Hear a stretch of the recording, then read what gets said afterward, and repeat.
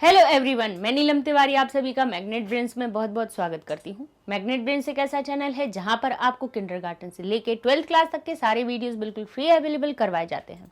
जैसा कि हम अपने कौन से पाठ पर चल रहे हैं, पर्यावरण, जो कि पाठ हमारा एकादश पाठ हमारी शेमुषी पुस्तक का है। ठीक है, उसके भी हमने आपको 3 गद्यांशों को पढ़ा दिया। अब हम अपने बिल्कुल चतुर्थ गद्यांश पर आ चुके हैं। छोटी सी 3, 4, 5 लाइनें हैं, उनके साथ में हम अपने इस पाठ को समाप्त करेंगे। तो चलते हैं, पढ़ते हैं क्या लिखा हुआ है। धर्मो रक्षति रक्षितः। अभी तक हमने क्या क्या पढ़ लिया, अपने पर्यावरण के बारे में पढ़ा, और पर्यावरण के स्वरूप में जो परिवर्तन आते जा रहे हैं, या फिर स्वार्थवश जब हम वनों की कटाई कर रहे हैं, या कहें जल को दूषित करते जा रहे हैं, प्रकृति का जैसे जैसे हम विकृति उत्पन्न कर रहे हैं, उसमें जैसे जैसे उसके स्वरूप को बदलते जा रहे हैं, तो विकृत हुआ स्वरूप ही हमारे लिए भी विनाशकारी होता जा रहा है। ठीक है भाई, शुद्ध वायु, अगर तुम एक बात बताइए जरा, हमें कभी कभी ये लगता है ना, अपन कहते हैं अपन तो पर्यावरण को दूषित कर रहे हैं। भाई तो वो हानि तो अपने लिए ही पैदा हम कर रहे हैं ना। एक बात बताइए, अगर वायु अशुद्ध हो गई तो वायु का क्या गया, उसका कुछ हुआ क्या? नहीं हुआ। वो तो दूषित हुई, लेकिन गई तो आप ही के अंदर। जल दूषित हुआ, किसके अंदर गया? आपके अंदर। बारिश नहीं होगी तो भाई किसको पानी नहीं मिलेगा? आपको नहीं मिलेगा। भाई जो भी हो रहा है, प्रकृति का क्या जा रहा है, आप उसको किसी भी रूप में बदल दीजिए, उसका कुछ नहीं हो रहा है, उसका कोई परिवर्तन। कहते हैं ना, सेव अर्थ सेव अस, ये हर जगह लिखा हुआ होता है। सेव अर्थ मत कीजिए, ये कहिए कि save us, then save us. इसका मतलब है कि जब आप खुद को सेव करोगे तभी खुद को सुरक्षित रख पाओगे। कैसे? क्योंकि किसी और को सुरक्षित नहीं कर रहे हो। अगर प्रकृति को कर रहे हो तो वो अपने लिए ही कर रहे हो। पर्यावरण को सुरक्षित करोगे तो वो अपने लिए ही करोगे। ठीक है, तो लिखा है धर्मो रक्षति रक्षितः। लिखा होता है, आपने देखा होगा, ये हमेशा जगह कहीं कहीं पे लिखा होता है। बहुत अच्छा वचन है, धर्मो रक्षति। रक्षा करना ही धर्म होता है, और वही रक्षितः, रक्षित किया हुआ, रक्षा किया हुआ जो धर्म है। यानी जैसे अगर हमने प्रकृति की रक्षा की, वो हमारा धर्म है, तो वो भी हमारी रक्षा करेगी। धर्मो रक्षति, धर्म हमारी रक्षा करता है जो रक्षित किया गया हो। धर्म हमारा क्या है? प्रकृति को बचाना, या प्रकृति का स्वरूप नष्ट होते से बचाना, ये हमारा धर्म है। अगर हमने ये धर्म निभाया तो रक्षित किया गया जो धर्म है, हमने जो रक्षा की, अपने धर्म का पालन किया, वो ही हमारी रक्षा करेगा। अर्थात प्रकृति फिर हमें ही रक्षा प्रदान करेगी। भाई शुद्ध वायु होगी, प्राणवायु होगी, जो भी चीजें होंगी जो शुद्ध मिलेगी वो हमें ही मिलेगी। तो कहते हैं धर्मो रक्षति रक्षितः, यानी रक्षा किया गया जो धर्म है, जो हमने धर्म निभाया, वो ही हमारी रक्षा करता है। इत्य कहते हैं, इति आर्ष वचनम। यहां देख लीजिए संधि हुई है हमारी, अभी बताएंगे। ठीक है, यहाँ पे हम आपको इति आर्ष वचनम, ये ऋषियों के, आर्ष का अर्थ हुआ ऋषि, इति आर्ष वचनम, ये ऋषियों की वचन है। उन्होंने बताया है कि धर्मो रक्षति, रक्षित किया हुआ जो धर्म है वो ही आपकी रक्षा करता है। रक्षितः पर्यावरणम रक्षम, कहते हैं पर्यावरण रक्षणम अपि, पर्यावरण का रक्षण भी धर्मस्य, धर्मस्यै, धर्म का, कहते हैं धर्मस्य एव अंगम इति, कहते हैं धर्म का, धर्मस्य यानी धर्म का ही, एव लगा हुआ है बीच में, यानी धर्म का ही अंग, अंगम इति, एक अंग है। ऋषयः, ऐसा ऋषियों ने प्रतिपादित वंतः, ऐसा प्रतिपादित किया गया है कि पर्यावरण की रक्षा करना भी, पर्यावरण रक्षणम अपि धर्मस्य एव अंगम इति, धर्म का ही एक अंग है। ऐसा ऋषि यानी ऋषियों ने प्रतिपादित वंतः, ऐसा ऋषियों ने प्रतिपादित किया गया है, किया है उन्होंने। अतएव, इसीलिए ही वापी, वापी यानी बावड़ियां, बावड़ी क्या होती है कि एक प्रकार की जल स्थान हो जाता है, कि उसकी हम क्या करते हैं, पानी संरक्षण करने के लिए स्थान बनाते हैं, जिनको हम तालाब भी कहते हैं, छोटे छोटे से बनाते हैं। कहते हैं बापी यानी हमारी बावड़ी, यानी हमारे तालाब छोटे छोटे से। कहते हैं कूप यानी कुएं, तड़ाग, तड़ाग, बावड़ी पता है आपको कि एक क्या होता था कि बावड़ियां क्या बनाई जाती थी, इस प्रकार से सीढ़ी से उतर के, यानी थोड़ी गहराई में जहाँ पे जल एकत्रित हो जाए, जैसे हमारी वर्षा का जल हुआ, उसको संग्रह करने के लिए एक तरह का एक स्थान बना दिया कि वहाँ पर हमारा जल का संग्रह हो गया, या फिर कहीं और से आने वाला जल जैसे नदियों से उसको थोड़ा सा जोड़ दिया गया, तो वहाँ पर जल का को एकत्रित करके संग्रह किया जाता है, तो वो बावड़ी कहलाती है। ठीक है, तड़ाग हो गया, तड़ाग यानी हमारा तालाब हो गया, कूप यानी कुआं हो गया, तो वापी कूप तड़ाग आदि निर्माणम कहते हैं क्या करना, वापी बनाना यानी बावड़ियां बनाना, कुएं बनाना, तालाब आदि का निर्माण, देवायतन यानी देवालय बनाना, देवस्थान बनाना, विश्राम गृह आदि स्थापना कहते हैं विश्राम गृह आदि बनाना। भाई थके हुए यात्रीगण जा रहे हैं, उनके लिए बीच बीच में कोई कहीं यात्रा के लिए जाता है एक जगह से स्थान पे दूसरे वहाँ के लिए विश्राम के गृह बना देना कि भाई वो वहाँ पे जाके विश्राम हो भाई। और वो भी कैसे बनाओ कि निस्वार्थ भाव वाले बनाओ, है ना। अगर आप संपन्न हो, अगर आप इतने समर्थ हो, तो कुछ काम हमें परोपकार के लिए भी करने चाहिए। परोपकार के भी अपने पाठ पढ़े हैं। ये सारी चीज़ें सिखाई इसीलिए जाती हैं कि जो नैतिकता आपके अंदर आए और आपके अंदर परोपकार की, परमार्थ की भावना हो, एक आप अच्छे इंसान बने, इसलिए ये सारी चीज़ें आपको पढ़ाई जाती हैं। ना कि सिर्फ इतने लिए कि इनको पढ़ लिया, हाँ देवायतन का अर्थ हमारा देवालय, विश्राम गृह का अर्थ रेस्ट हाउस, स्थापना का अर्थ स्थापित कर दिया, सिर्फ ये नहीं है। इसका अर्थ है कि आप उस चीज को समझें कि हमें क्या क्या करने चाहिए। स्थापनांच कहते हैं धर्म सिद्धे स्रोतो रूपेण अंगीकृतम, यानी धर्म की सिद्धि के स्रोत के रूप में अंगीकृत किया गया है, यानी माना गया है।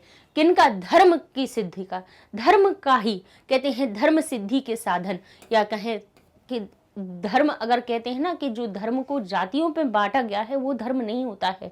धर्म का अर्थ होता है अच्छाई का पालन करना, दूसरों के लिए सबसे कहते हैं ना अहिंसा परमो धर्म, परोपकार परमो धर्म, अहिंसा परम धर्म है। दूसरों के लिए हिंसा ना करना क्या होती है?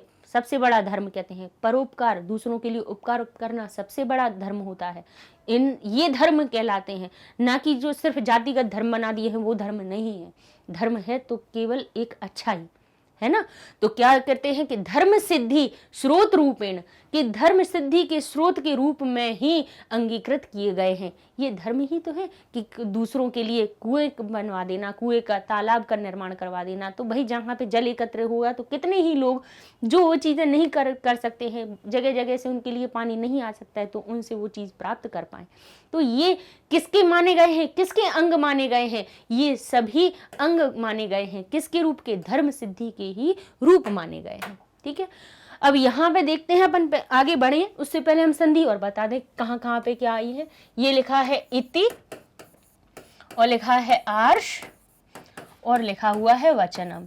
इस प्रकार से ये हमारा बना हुआ है। ठीक है, इति आर्ष वचनम, ये ऋषियों के वचन है। यहाँ पे भी देखें दूसरा लिखा है पर्यावरणम, पर्यावरण कहते हैं रक्षणम अपि, तो ये लिखा है पर्यावरण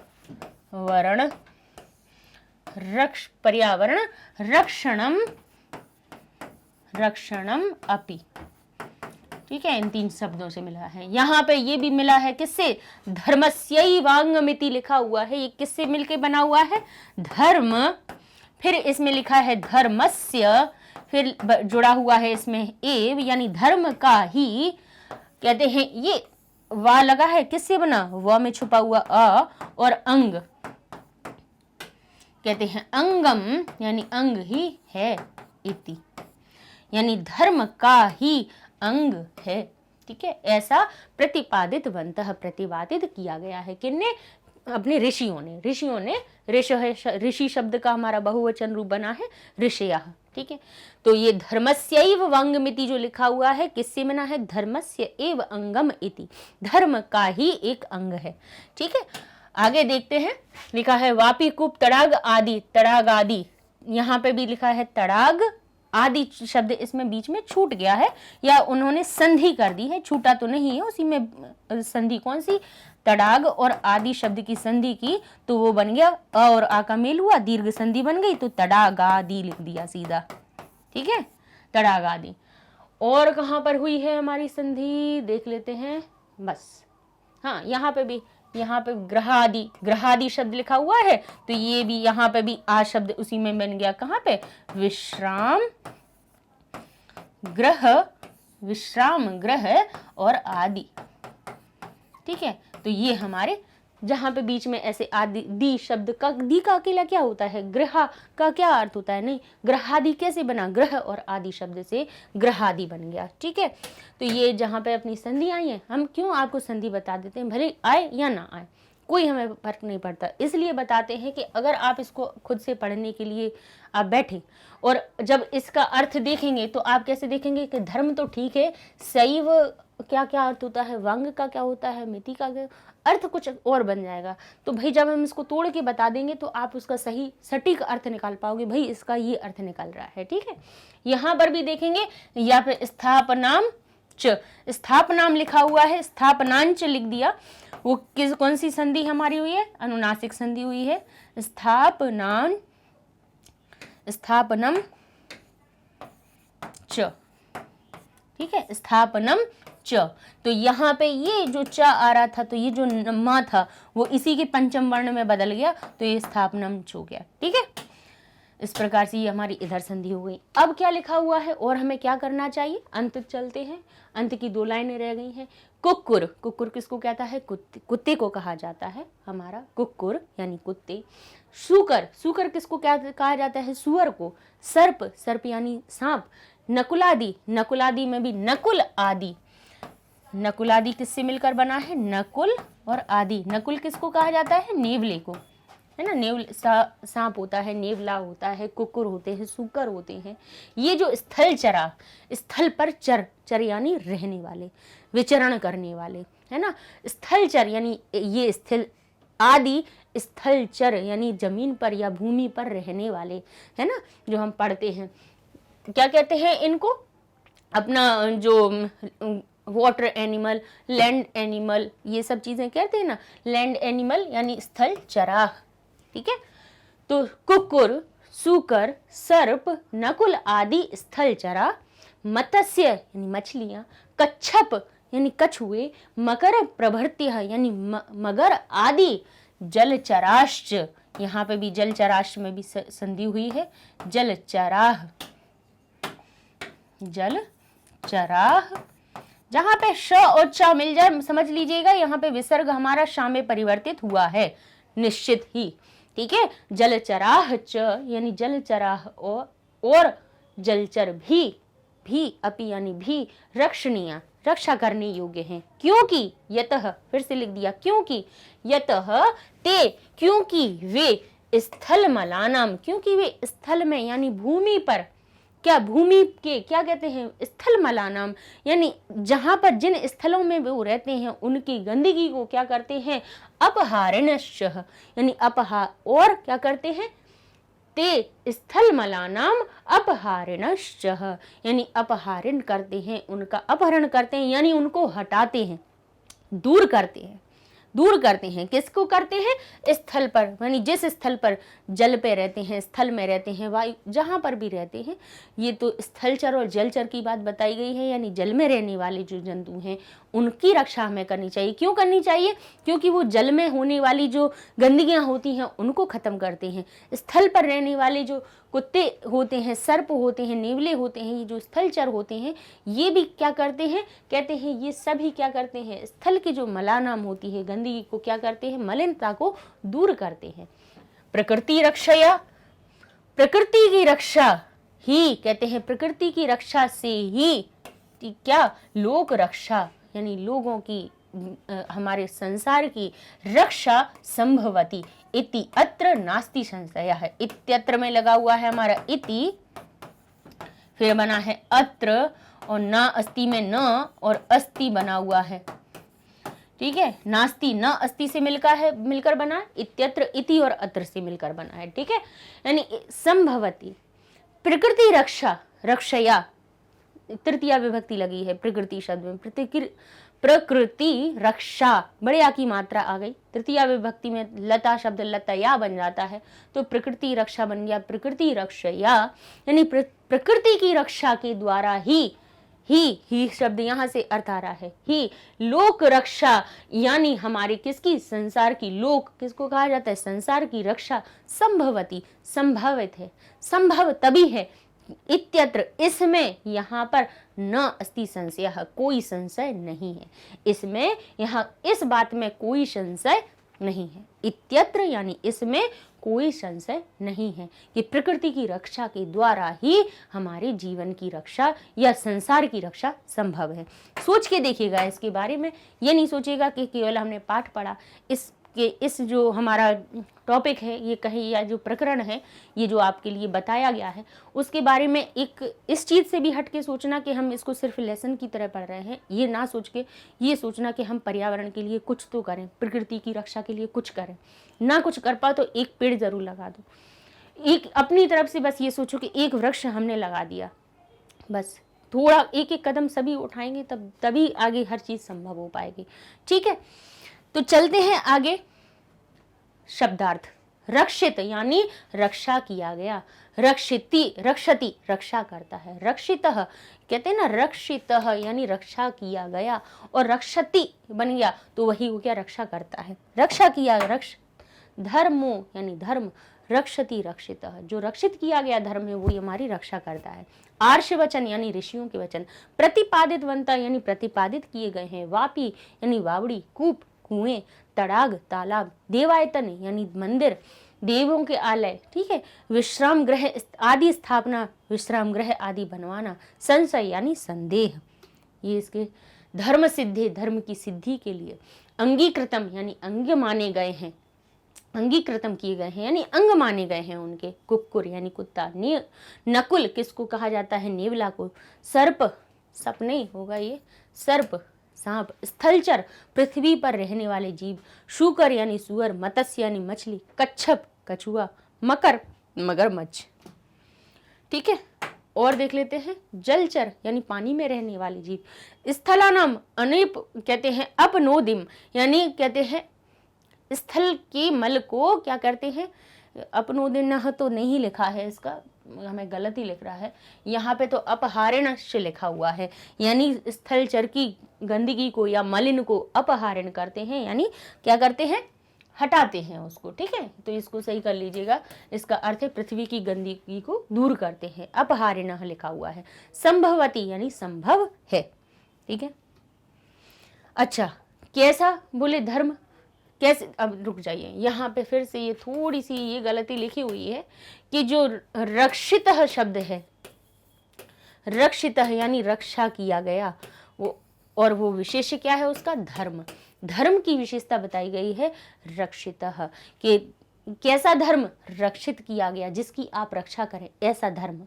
ठीक है, तो धर्म शब्द की विशेषता बताई है रक्षित शब्द ने, और रक्षति वो क्रिया बन गई, वो विशेषण है, जिसमें पहली मात्रा है वो विशेषण है, और जिसमें बाद में मात्रा है वो हमारा क्या बन गया है, रक्षा करता है, क्रिया बन गई है। ठीक है, थोड़ा उल्टा लिख गया है, यहाँ पे वहाँ विशेष होना चाहिए, यहाँ विशेषण होना चाहिए, तो उलट पुलट हो गया है, तो हमने आपको बता दिया। अव्यय कौन कौन से आए हैं, इति, इति यानी ऐसा, धर्मो रक्षति रक्षतः, इति आर्ष वचनम। ठीक है, ततः यानी उसके बाद, ततः स अगच्छत उसके बाद वो गया, चला गया, एव यानी ही, स मालाकार एव अस्ति वह मालाकार ही है, माली ही है।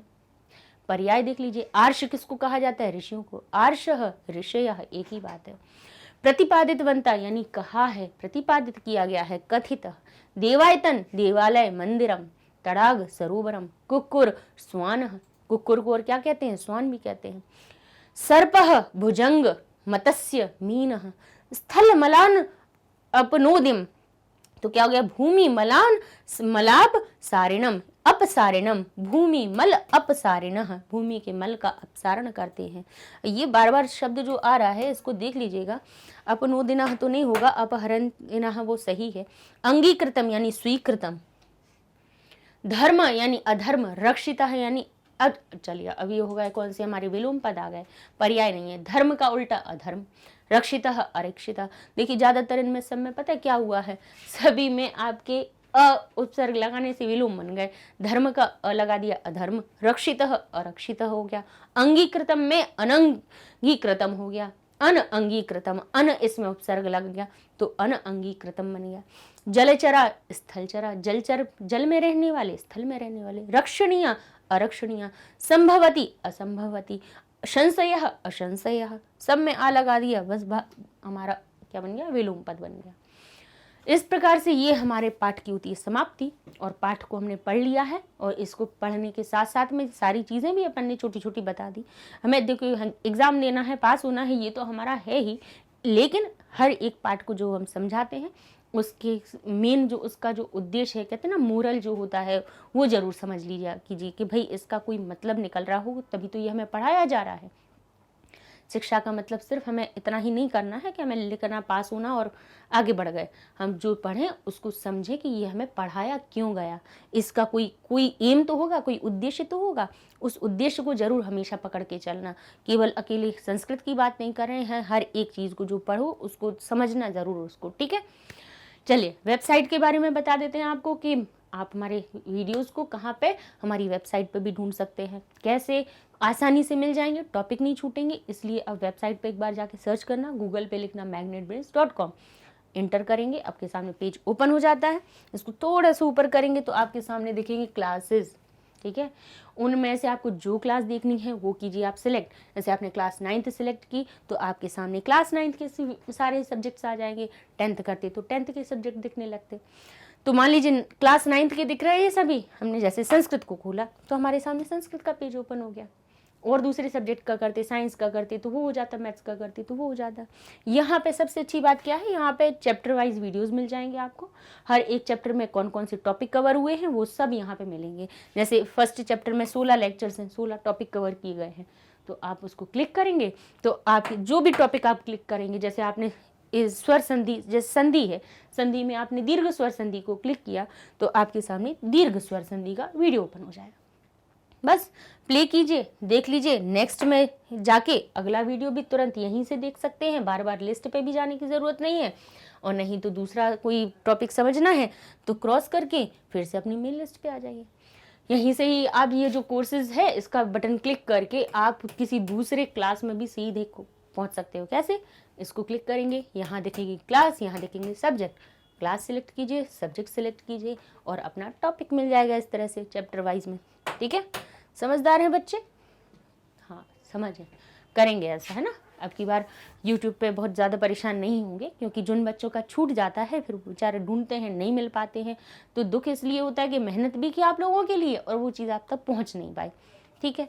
तो और लाइक कीजिए, शेयर कीजिए, सब्सक्राइब कीजिए हमारे चैनल को।